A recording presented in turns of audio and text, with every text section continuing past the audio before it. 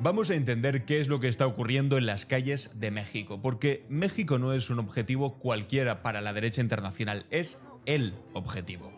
Quien controle lo que ocurre allí, controla el destino político de toda América Latina la próxima década. Y eso lo saben perfectamente desde Washington hasta Buenos Aires, desde Madrid hasta los despachos de los grandes oligarcas mexicanos que financian campañas digitales mientras fingen indignación ciudadana. Vamos a hablar claro sobre lo que está ocurriendo. Las protestas que hemos estado viendo en las últimas semanas en México, esas que la prensa conservadora vende como un despertar espontáneo de la juventud, no son lo que parecen. El gobierno de Claudia Sheinbaum ha documentado una inversión de al menos 90 millones de pesos en campañas de bots, de cuentas falsas, todo para promover las movilizaciones. 90 millones. Eso no es un grupo de jóvenes hartos organizados en Discord, eso es una operación de guerra informativa con nombres y apellidos. Pero aquí es donde viene lo interesante. Cuando revisas quién está detrás, encuentras siempre los mismos rostros, siempre los mismos nombres. Ricardo Salinas Pliego, el multimillonario que debe más de 48.000 millones de pesos al fisco mexicano y que ha decidido convertir su deuda fiscal en una cruzada anticomunista que trascienda a todo el país. Fernando Cerimero también, el operador argentino especializado en campañas de bots y en manipulación emocional que trabajó para Javier Milei. Y Javier Negre, que a este lo conozco yo más porque es español, periodista español de ultraderecha invitado personalmente por Salinas Pliego para abrir La Derecha Diario en México. Y por encima de todos ellos, como una telaraña que conecta continentes, Atlas Network, que es la organización que lleva 4 décadas financiando think tanks, tanques de pensamiento de derecha, en todo el mundo para desestabilizar a gobiernos progresistas, en muchas ocasiones subiéndose a los hombros y a la ola de indignación que legítimamente puede tener muchos pueblos a lo largo y ancho del mundo, pero que utilizan y manipulan para sus propios intereses que nada tienen que ver con la mejora de los intereses materiales inmediatos de las personas que logran sacar a la calle a protestar. Y esto no es conspiranoia, ojalá lo fuese. Esto es historia documentada. Atlas Networks financió en su momento el movimiento Brasil Libre, que derrocó a Dilma Rousseff. Financió también la Fundación Pensar, que llevó a Mauricio Macri al poder en Argentina. Sus operadores estuvieron detrás de las campañas contra Pedro Castillo en Perú, contra Evo Morales en Bolivia, contra Cristina Fernández de Kirchner en Argentina, y ahora, cuando el gobierno mexicano revisa quién está amplificando las protestas juveniles, encuentra cuentas vinculadas exactamente a la misma red. El primo de Ricardo Salinas Pliego, Roberto Salinas León, es nada más y nada menos que director de Atlas Network para América Latina. Y las casualidades, no seamos ingenuos, no existen a este nivel. Pero la pregunta que debemos hacernos no es quién está detrás de las protestas, eso ya más o menos lo sabemos. La pregunta es ¿por qué? ¿Por qué México se ha convertido en el blanco prioritario en las últimas semanas de toda la artillería de la derecha continental e internacional? Y la respuesta tiene que ver con algo que va mucho más allá de Claudia Sheinbaum o de Morena. México es la segunda economía de América Latina y es, en este momento, la economía más grande del continente gobernada por la izquierda. Eso lo convierte, obviamente, y automáticamente, en un objetivo estratégico. Si la derecha consigue tumbar a México, envía un mensaje demoledor al resto de la región. Si la derecha fracasa en México, queda demostrado que el proyecto progresista podría resistir incluso bajo la presión más brutal. Hay mucho en juego aquí. Pero hay algo más, es evidente. México comparte 3.000 kilómetros de frontera con los Estados Unidos y Donald Trump necesita un México débil, un México sumiso, controlable. Lo necesita para justificar sus políticas migratorias. Lo necesita para mantener viva la narrativa del enemigo latino contra el que está cargando constantemente para hacerse fuerte dentro de Estados Unidos en política interna. Lo necesita para presionar con aranceles cada vez que convenga. Donald Trump ha impuesto aranceles del 25% a productos nacionales mexicanos. Ha amenazado con llegar a subirlos al 30%. Ha escrito cartas a Sheinbaum diciendo que lo de México no es suficiente, que tienen que hacer más por los Estados Unidos. Ha utilizado la crisis del fentanilo y la migración como excusas para una guerra comercial contra todo México que tiene un objetivo mucho más profundo, que es doblegar a un gobierno que se niega a arrodillarse. Le encantaría que Sheinbaum hiciese como Milei y que fuese corriendo a Nueva York o a Washington a arrodillarse y decir: usted es mi mejor amigo y voy a hacer lo que usted me diga, pero no lo hacen. Y ahí está la clave de todo esto. México no se ha arrodillado. Sheinbaum ha respondido sin una dureza de enfado ni insultos, pero sí con firmeza diplomática. Ha negociado plazos, ha defendido algo básico que debería ser, que es la soberanía, sin romper relaciones, y eso desespera a Washington, tanto como desespera a la derecha continental. Porque México está haciendo lo que se suponía que no podía hacerse, que es resistir. Pensemos además un momento en el contexto regional en el que estamos viviendo ahora mismo. Brasil en su momento cayó con Bolsonaro, aunque ahora se haya recuperado con Lula. Argentina cayó con Javier Milei. Chile está viendo como la derecha tumba el proceso constituyente y Kast está cerca de lograr ser presidente. Colombia tiene a Petro bajo un fuego mediático constante y también amenazado por los Estados Unidos, pero México sigue ahí. Después de 6 años de López Obrador, después de una transición ordenada de López Obrador a Sheinbaum, después de mantener una popularidad, estos son los números que hay, que supera el 60% en las encuestas, el proyecto de la Cuarta Transformación sigue en pie. Y eso, claro, enloquece a quienes apostaron todo a que se derrumbaría sí o sí. Hay un dato que la derecha internacional no consigue digerir. Y es que Sheinbaum es hoy la líder progresista más sólida de todo el continente americano. Es más estable que Petro, que gobierna sin mayoría parlamentaria, es más fuerte que Lula, acorralado por una derecha judicial y mediática que no le da tregua y que es muy fuerte, a pesar de que ahora haya conseguido volver a meter en la cárcel a Bolsonaro, que intentó fugarse el otro día. Y está más cohesionada, desde luego, que la de Boric, en Chile, al que le han dinamitado todas las reformas estructurales que pretendía.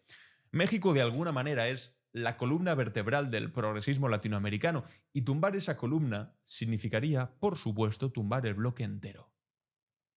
Por eso aparece Vox, que es el partido de extrema derecha español, también me lo conozco bastante bien, opinando sobre México como si fuese un asunto suyo. Santiago Abascal, líder de la extrema derecha española, llamando a Sheinbaum comunista, acusándola de nombrar narcoabogados como jueces, exigiendo que España no se disculpe jamás de la conquista porque fue una gesta civilizatoria. Vox ha presentado proposiciones en el Congreso español para reprobar a diputados que asistieron a la toma de posesión de Sheinbaum. Es decir, un partido español, a miles de kilómetros de México, intentándose meter en la política interior del país con una agresividad que solo puede explicarse por intereses que van mucho más allá de la simple retórica. Por supuesto, también por eso, Javier Milei no pierde oportunidad de atacar a México. El presidente argentino, que promocionó, por cierto, una criptomoneda fraudulenta con sus propias redes sociales que dejó a miles de inversores arruinados, ahora se atreve a ir por ahí dando lecciones de gobernanza a un país que además está atrayendo inversión extranjera récord.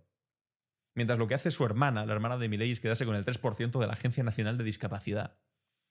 En el tercer trimestre de 2025, México captó 41.000 millones de dólares en inversión extranjera directa, que es un aumento del 15% respecto al año anterior. Mientras Milei, supuesto líder liberal que sabe mucho de economía, pues destroza el Estado argentino y su hermana se queda al 3%, México construye parques industriales y atrae a empresas de semiconductores, de inteligencia artificial, de energía renovable. El comunismo no funciona. Están siempre con la caricatura de Sheinbaum es narco y comunista, las dos cosas al mismo tiempo. Es que es ridículo las excusas que ponen.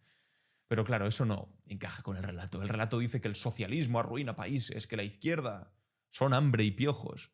El relato dice que los gobiernos de izquierda son corruptos e ineficaces, que solamente el libre mercado sin regulación alguna, que eso es siempre la regulación pero de los poderosos, solamente puede traer prosperidad a ese libre mercado. Y México está desmontando ese relato día a día.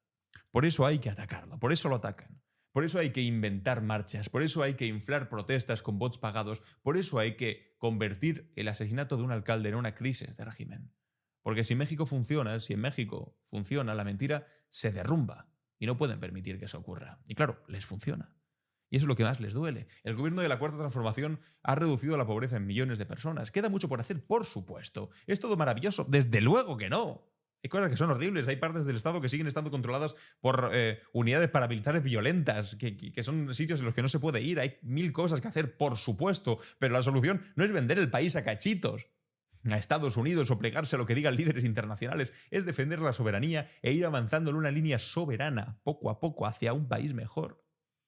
Se han consolidado programas sociales que llegan directamente a quienes más lo necesitan. Se ha mantenido el control de la energía estratégica cuando otros países lo han privatizado todo, entre ellos España, que ha privatizado toda su energía en los últimos 40 años. Ha defendido a la soberanía alimentaria cuando otros firman tratados que entregaban su agricultura a las multinacionales estadounidenses. No es un gobierno perfecto. De hecho, ninguno lo es. Y este mucho menos es un gobierno perfecto. Pero es un gobierno que ha demostrado que otra forma de gobernar es posible. Lejos de lo que estaban acostumbrados en México con el PRI. Y eso es imperdonable para quienes llevan décadas diciendo que no hay alternativa, que es lo que hacen ellos o nada más. Salinas Pliego eso lo ha entendido perfectamente. Por eso ha lanzado su movimiento anticrimen y anticorrupción, que es ese nombre orwelliano, viniendo de alguien que debe millones, miles de millones al fisco, y que tiene juicios abiertos hasta en Nueva York por impago de deudas. Por eso ha declarado que no hará nuevas inversiones en México mientras gobierne Morena. Por eso financia medios de comunicación, como el de Javier Negre, que atacan al gobierno las 24 horas al día. Salinas Pliego no está defendiendo la democracia, está defendiendo su bolsillo en este caso, y está dispuesto a aliarse con quien sea necesario para conseguirlo. Esa alianza, por supuesto, incluye, como os decía, a la Red Atlas, que conecta think tanks de todo el continente con financiamiento de fundaciones estadounidenses como los Koch, la Heritage Foundation, ExxonMobil, incluye a los operadores digitales argentinos especializados en campañas de desinformación que tanto ha utilizado Milei, incluye a los periodistas españoles, periodistas entre comillas, que os decía antes, para montar inversiones locales en medios de ultraderecha, e incluye también a los partidos de la oposición mexicana, que hace años firmaron la Carta de Madrid junto a Vox, el partido de extrema derecha español, comprometiéndose a combatir el comunismo. Viven siempre en una épica completamente ineficaz e inexistente en el día a día. Es una internacional de derecha perfectamente articulada y engrasada con mucho dinero, con recursos ilimitados y un objetivo común, que es derrocar gobiernos progresistas para imponer el modelo de Javier Milei en todo el continente que ya hemos visto cómo es en los últimos 2 años. La diferencia aquí, por fortuna, es que en ese sentido México no es Argentina. México tiene una profunda tradición antioligárquica, una memoria histórica de revolución popular, un rechazo visceral a las élites que han saqueado el país durante décadas. La retórica de la libertad de mercado no funciona. Igual en un país donde millones de personas recuerdan perfectamente las privatizaciones del PRI y sus consecuencias devastadoras. La retórica anticomunista no funciona igual en un país donde la palabra revolución tiene connotaciones positivas. Por eso las protestas que han llamado de Generación Z, a pesar de los 90 millones invertidos, reunieron a 17.000 personas según cifras oficiales, que no es poco. Son pocas, 17.000, pero desde luego no es el tsunami que prometían. Hay algo que Donald Trump, que Milei, que Vox, que Salinas Pliego no terminan de entender. Es que México no está siendo atacado por lo que es, está siendo atacado por lo que representa. Y representa la posibilidad de que un gobierno progresista sobreviva al asedio, mantenga políticas sociales, defienda la soberanía y conserve el apoyo popular todo al mismo tiempo. Representa la prueba empírica de que las recetas neoliberales no son la única opción que está encima de la mesa. Representa una alternativa que incomoda profundamente a quienes necesitan que no existan alternativas para hacerse más de oro todavía. Y por eso, la batalla de México es la batalla por América Latina. Y si México cae, el progresismo continental entra en fase terminal. Es crudo, pero es así. Si México resiste, podría quedar entonces demostrado que resistir es posible. Se está jugando mucho aquí. Eso explica la histeria de los ataques, de la inversión millonaria en propaganda, de la coordinación internacional entre actores que normalmente ni se hablan. Esto no va de bots ni de marchas juveniles, esto va del futuro político de un continente entero. La pregunta entonces que queda flotando es cuánto tiempo más podrá sostenerse esta ofensiva sin resultados. Sheinbaum mantiene por el momento una aprobación superior al 60%.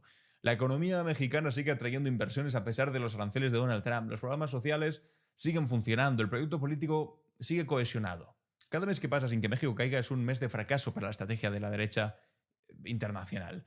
Y quizás por eso, seguramente por eso, la desesperación es cada vez más evidente. Quizá por eso los ataques son cada vez más burdos, las campañas cada vez más costosas y las alianzas cada vez más inverosímiles. Están jugando todas sus cartas porque saben que el tiempo no juega a su favor.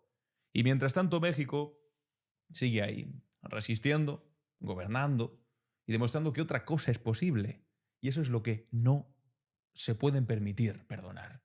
Y eso es exactamente lo que hay que defender y hablar para que seamos conscientes de lo que ahora mismo está ocurriendo y de lo que está en juego. Amigos y amigas, Os animo a suscribiros al canal si os ha gustado este vídeo, a compartirlo, a dejar vuestro me gusta y vuestro comentario. Muchas gracias por estar aquí. Y si os ha gustado el vídeo, os animo a que veáis el resto del canal. Muchas gracias por verme. Adiós.